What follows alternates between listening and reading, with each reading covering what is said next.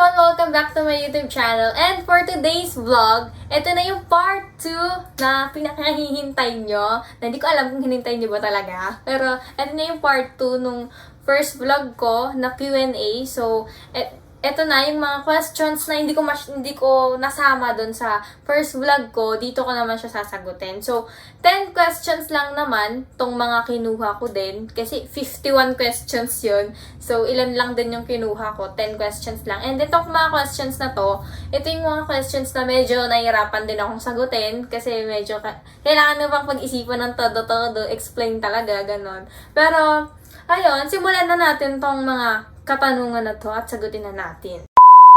Unang-una sa ating katanungan, sabi niyo dito, motto in life. Motto in life, yung aasahan niyo lagi na sinasabi ko sa vlog ko, yung be real, be you. Yun yung lagi niyo nang maririnig sa vlog ko yan. Kasi, kaya yan yung motto ko sa buhay. Kasi gusto ko din sa ibang tao na ipakita natin yung totoong tayo. Kumbaga, hindi naman dapat tayo itago yung totoong ugali natin, gano'n. Like, ako sa pag-vlog ko, di ba? Hindi naman, gusto ko, kaya ako nag-vlog, gusto ko makita nyo yung totoong ako. Kahit na walang cam, kasi paano pag nakasama nyo ako, hindi naman pala ako gano'n. Kung ano yung napapanood nyo sa vlogs ko, hindi pala ako gano'n, di ba? Pero, hindi lang naman siya sa akin. Dapat sa inyo din, be yourself lang din. Kasi mas tatanggapin at mas magiging masaya naman yung ibang tao sa inyo. Kapag nag-a-act kayo, like, yung totoong kayo talaga. Saan po kayo nagmana pagdating sa pagsasayaw? Yung pagsasayaw ko, namana ko talaga siya sa kapatid ko na panganay. So, nandyan, lalagay ko dito yung yung YouTube channel niya. So, subscribe din kayo sa kanya para lahat tayo umasenso, lahat tayo umangat. So, thank you so much sa pag-subscribe niya yan. Ayun, sa kanya ako nagmana ng pagsasayaw kasi dati nung high school siya, sumasayaw din siya, and sa kanya ko nalaman na may SPA sa San Francisco High School. So, dati din naman, nagsumasayaw na ako nung elementary ako. Pero, parang na-develop lalo yung pagsasayaw ko nung pagdating ng high school ko. So, sa kanya talaga ako nagmana ng pagdating ko ng pagsasayaw. Sa kanya talaga. So, kahit dito minsan sa bahay, sumasayaw kami, ganon.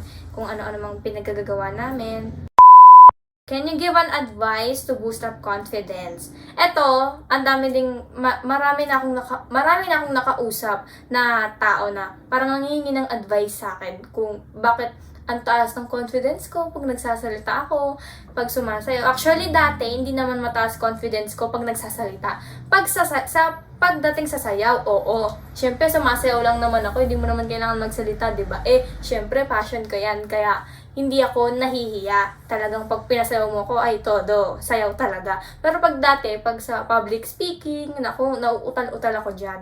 Pero ngayon, sa atin naman, kunwari may gusto tayo, talent, ganun, gustong gawin, pinakakailangan mo lang gawin, i-overcome mo yung takot. Kasi, like ako kikwento ko na kasi, syempre, naranasan ko na din naman yan eh. So, dati, bago ako mag-start mag-vlog, takot din naman ako, takot ako mabash, syempre, mamaya sumikat tayo, di ba?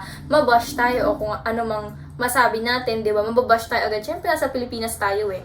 So, ako, parang dati, natatakot ako na papasok ako sa mundo ng YouTube, di ba? Magiging vlogger, na open ka sa mga nanonood sa'yo, sa mga magiging fans mo.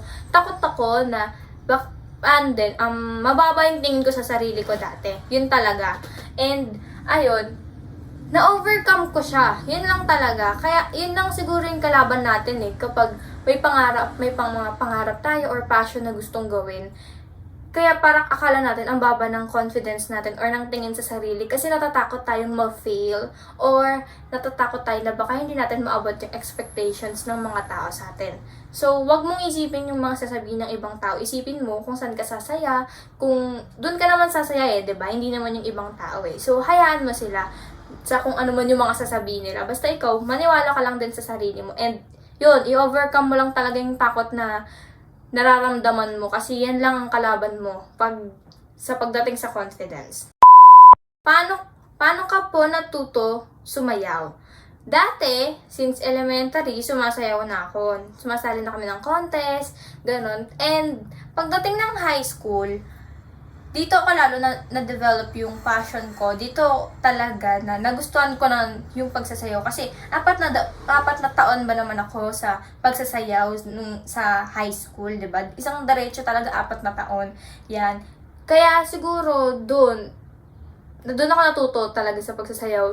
Dati naman hindi ako sobrang galing sumayaw eh. Pero syempre dahil gusto ko pang matuto lalo. So, grinab ko yung opportunity ng high school na maging dancer ng San Francisco. So, ayun. Kaya dun din ako natuto talaga. Pagsasayaw. Ano-ano mga pinagkakaabalahan mo these days? Marami akong pinagkakaabalahan. Isa na yung workout. Nag-workout na ako. Pero last year ko pa talaga yun. Since nag-start yung pandemic, nag-workout na talaga ako. So, isa yan sa mga pinagkakabalahan ko. Sa mga pagpapasexy. Charot. Pero ayan, yung mga pinagkakabalahan ko nung nag-start na yung pandemic, pagpapaganda lalo sa sarili ko. Charot. Yung pagiging sexy, yung academics, syempre, kasi nga online class, and also, gawaing bahay, kasi syempre ako din naman yung naglalaba dito sa bahay, nagugas ng pinggan. Syempre, mga gawain ng anak, diba? So, dahil isa na rin akong vlogger, nadagdagan yung gawain ko, kailangan kong i-manage yung time ko ng maayos talaga. So, actually, nung nag-start yung pandemic, naging mas productive ako sa buhay. Kung baga, dati di naman ako nag-workout, ngayon nag-workout talaga ako, 'di ba? Ayun, talagang minamanage ko yung oras ko. Nagiging productive ako, lalo na nadagdagan yung gagawin ko kasi nagvo-vlog na ako. Kumbaga, for example, linggo, pahinga ko naman dapat yan, pero nagvo-vlog na lang ako. Syempre, gusto ko rin naman tong ginagawa ko, 'di ba? Kasi nga pangarap ko to, 'di ba? So, gagawin ko talaga ang nakakaya ko hangga't magpapatuloy ako mag-vlog, hangga't may naniniwala sa akin. And yung mga ginagawa ko sa buhay, ayan, academics, workout, inayos ko lalo yung sarili ko, kumbaga yung mga bagay na magiging mas better ako na person. Yan, ginagawa ko sa buhay ko yan. Tapos, etong pag-vlog, tsaka, syempre, yung gawain ko dito sa bahay na paglalaba. For example, sa isang araw, maglalaba ako ng umaga. Pagdating ng tanghali, kain. Pagdating ng hapon, aral naman, ganun. Tapos, the next day, vlog, ganun. Ganun na yung routine ko. Kasi, yung parents ko nasa work. So, ayoko na muna sila pa yung naglalaba. Sila pa yung kung ano-ano mang gagawin dito sa bahay, 'di ba? Fave food mo po, Ate Shell? Pa-shoutout po. Hi, Jeline. Thank you sa pagtanong. Fave food ko, actually, sweets, tsaka maaanghang. Promise yan. Lahat ng mga ulam siguro gusto ko maanghang. Lahat ng kinakain ko gusto ko maanghang. Tsaka sa sweets, naku, mahilig ako sa chocolate. Siguro pag may chocolate dito sa bahay, hindi mo, asahan mo hanggang bukas din niya. Hanggang bukas, wala na yan. Sa ibang, kung sa inyo, yung mga cake nyo, ganyan, aabot pa ng mga ilang linggo, ilang araw. Sa amin, ubos na yan ng isang araw pa lang. Ayan yung mga fave food ko. Pero, wala ako yung mga pagkain na hindi ko kinakain, ganun. Wala, hindi kasi ako maarte rin sa pagkain. Kaya mga kamag-anak ko, tuwan-tuwa sa akin. Kasi, lahat ng ihahanda sa harap namin, kakainin ko yan. Kasi hindi naman kami, pinalaki nila mama na, kunwari, inanda sa amin, sardinas. Ayoko nang ganyan, gusto ko chicken. Parang gano'n. Ayoko nang ganyan, gusto ko nuggets. Hindi naman kami gano'n eh. Hindi naman kami pinalaki ng maarte or choosy sa pagkain. Kumbaga lahat talaga, gulay, anumang gulay ang kalakain namin yan. Lahat. Yun kami, gano'n kami pinalaki nila mama. And we're so proud na sila yung mga naging magulang namin. Kasi maganda yung pagpapalaki na ginawa sa amin. Paano ka po lumalaban sa buhay? Paano ko lumalaban sa buhay? Isipin ako, yung mga challenges, yung mga problems na yan, isipin mo na kailangan mo talagang maranasan yan. Kasi kung hindi mo naman mararanasan yan, paano ka magiging better na person, 'di ba? Tsaka kung ano ka naman ngayon, dahil yan sa desisyon mo dati. Kumbaga, ako, kunwari ako ngayon, nagdesisyon ako na mag-vlog, na mag-start mag-vlog, diba? And after 2 years o after 3 years, mga 1 million subscribers na ako. Diba? Ibig sabihin, yung rason bakit ako naging 1 million subscribers is dahil nag-decide ako ngayon na maging vlogger. Nag-decide ako na magsimula ngayon. So, yung mga pag lumalaban ako sa buhay, kumbaga yung mga problems ko, kumbaga sandata ko din yan, yung mga problems na yan, mga problema, yung mga struggles mo sa buhay, sandata din yan, hindi yan yung sagabal sa pag-abot mo sa pangarap mo. Isa rin yan sa makakatulong sa'yo para mas makilala mo yung sarili mo na, ay, kaya ko yung gantong bagay, ay, itong mga bagay hindi ko kaya. Ganon, mas makikilala mo yung sarili mo dahil sa mga naranasan mo. Ready ka na ba pumasok sa relationship? Actually, hindi ko alam, hindi ko pa masagot. Pero sa family ko naman, pag siguro may papakilala ko na manliligaw, ganon, hindi naman sila yung, ay hindi pwede. Hindi naman sila ganon. Papayag naman sila. Siyempre, para mas makilala ko din yung lalaki, sila din, mas makilala nila yung lalaki. Pero, dahil dun sa nangyari din sa last ko, na nanligaw, ayoko na din muna. Basta parang umayaw na rin muna. Kasi, parang may nagka-trauma din ako dahil sa last na relationship ko. Kasi nga, ayun, laging umiiyak, gano'n, broken, si madam, diba? So, ayoko na makita yung sarili ko na umiiyak dahil sa isang lalaki na sobrang sakit naman kasi. Pwede ka naman umiyak, pero tears of joy. Wag naman sa, galing sa sakit, diba? Wag naman dahil sa ang sakit ng puso mo, iyak na ng iyak, na depress ka na, diba? Ayoko naman ulit na maranasan yung ganun. Kasi ngayon, hindi na talaga ako tulad ng dati. Ang laki ng pinagbago ko ngayon. Ang laki ng binago ko, nag-matured ako lalo, sa mindset ko, sa looks, ayan, ang dami nga nagsasabi, lagi daw ako nag-glow, ganun. Masaya lang talaga sa buhay, kasi, ayun naman, wala akong problema. Ayun, hindi pa, para sa akin, ready ako pumasok sa relationship, pero wag na muna sa ngayon. Kumbaga, ang dami ko din kasing ginagawa, nag-aaral pa ako, tapos, eto, lalo na nag-start ako ng pag-vlog. So, depende naman kung ibibigay na ni Lord. Pero, ayun, lagi ko naman pinagpipray kay Lord na sa tamang panahon na lang, para tamang tao na din yung mapupunta sa akin, hindi na yung masasaktan pa ako, diba? Kasi pag tamang tao naman na yung nasa'yo, talagang masaya ka na sa buhay. Talagang, pinagpala ka na talaga. Ano ang pinakamahirap na challenge bilang babae? Ito galing to sa kapatid ko na panganay. Tinanong niya sa akin kanina. So, para sa akin, dalawa. Para sa akin, dalawa yung pinakamahirap na challenge sa buhay ng babae, yung menstruation namin. Isa, ang hirap-hirap na kada buwan-buwan ka nagkakaroon. Ang hirap, tas ang gastos sa napkin. Yan, isa talaga yan.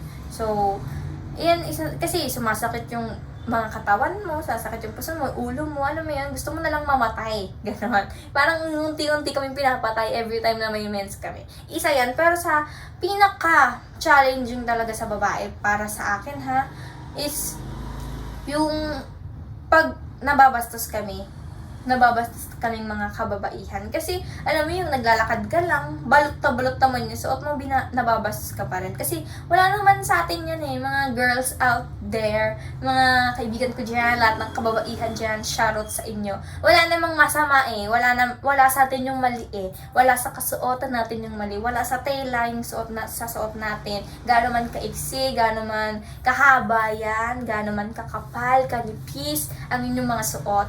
Wala yan. Wala sa atin ang kamalian. Nasa utak yan ng mga taong nambabastos sa atin. Kaya, hindi pwedeng masisi na, kaya siya na-rape kasi dahil suot niya, ikli na suot niya, kaya na-rape yan, kaya na-attract yung mga lalaki. Mali yun, hindi yun ganon. Hindi talaga ganon. And alam ko, maraming babae ang maiintindihan yung sinasabi ko. Kasi totoo naman. Kaya ako, trauma na rin ako na lalabas ng bahay, tas ako lang mag-isa, ganun. Kaya minsan, as much as possible, gusto ko may kasama talaga ako. Gusto ko kasama ko mga kapatid ko, kaya mga kaibigan ko, ganun. Tsaka, pag ako lang mag-isa lumalabas, ako na nag-a-adjust. Minsan hindi talaga ako nag-shorts kasi alam ko, lalo na pag nag-shorts, diba? Hindi talaga may iwasan yan Kahit nga naka-leggings ako, talagang babastusin ka pa rin. So, ayun, wala sa atin ng kamalian dyan. Ito yung mga isa sa pinaka-challenging sa buhay naming mga babae, itong pambabastos. Kasi yung mga pambabastos na yan, yung syempre yung mga nararanasan namin, madadala namin kasi yan hanggang sa paglaki namin eh. Lalo na yung mga victim ng rape, 'di ba? Sobrang sobrang grabe yung trauma na madadala sa babae. Hanggang sa pagtanda nila, hindi nila makakalimutan yan. Bagay na pinaka-nagpalakas sa'yo and greatest bounce back mo sa life, and how did you do it? Ang dami mong tanong. Ang daming tanong. Pero bagay na pinaka-nagpalakas sa akin, si Lord lang naman talaga pinaka-nagpalakas sa akin. Si Lord, yung sarili ko, yung family ko, tsaka yung friends ko, ayan, yung mga nagpalakas sa akin. So, greatest bounce back mo sa life, siguro, kung bakit ako naging mas malakas ngayon or naging mas better. Siguro kasi mas nagtiwala na ako sa sarili ko na kaya kong gawin tong gusto ko, tong pangarap ko, kaya ko siyang simulan ngayon. Tsaka, hindi na ako katulad ng dati na mahiyain na ayoko gawin, kahit gusto kong gawin yan, ayokong gawin. Ngayon, hindi pwede. Pangarap ko yan, gagawin ko yan. Para, 'di ba? Kasi para sa akin naman yun eh. Para sa sarili ko naman yun. Doon naman ako sasaya. Ayun, yun lang naman. And how, nakasabi dito, greatest bounce back mo sa life and how did you do it? Ayun, magniwala ka lang talaga sa sarili mo. Always think positive lang din. Tsaka, wag ka nang mag-iisip ng kung anong nega sa buhay mo na, baka di ko kaya, baka ganito, ganyan. Kaya mo yan. Kailangan mo lang talagang maniwala sa sarili mo. Kasi, paano maniniwala yung ibang tao sa'yo kung mismong ikaw sa sarili mo, hindi mo kayang maniwala, 'di ba? Like ako, sa akin, kunwari iniisip ko, baka ang pangit ng vlog ko, baka ang pangit ko magsalita, ang pangit ko ng ganito, baka hindi bagay sa akin, 'di ba? Ang baba ng tingin ko sa sarili ko, pero kung mataas yung tingin mo sa sarili mo, naniniwala ka sa sarili mo na kaya mo, maniniwala din yung mga tao sa'yo na kaya mo. Kasi, ginagawa mo na siya, and ikaw mismo sa sarili mo, proud ka na ginagawa mo yung mga bagay na yun. So, yun lang guys. Yun lang naman nagtatapos ang ating vlog. Tapos na ang 10 questions na to. And kung gusto nyo pa kung gantong mga contents, ang gusto nyo, yung mga, alam nyo, yung deep talks, yan, ano mga gusto nyo, di ba? Yung mga makaka-relate kayo, pwede naman. Basta mag-suggest lang kayo sa baba, mag-comment lang kayo kung ano-ano dyan na gusto nyong gawin ko. Gagawin ko yan. And lang naman guys, thank you so much for watching. Please like, share, and subscribe, and click the notification bell for more upcoming videos. Don't forget to be real, be you. Bye guys!